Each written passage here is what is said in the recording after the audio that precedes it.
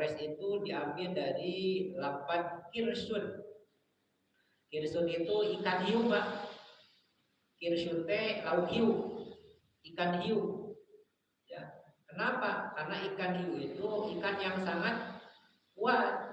Ngagambarikeun wahwa kunon Quraisy itu dan diambil dari kirsun karena kaum ini terkenal kaum yang kuat.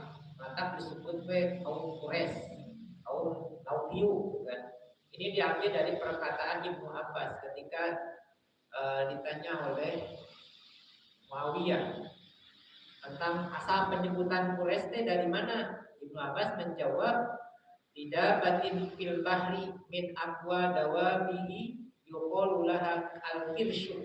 Itu diambil dari makhluk penghuni lautan, ya, anu disebut al-kirshu, yaitu lauk hiu.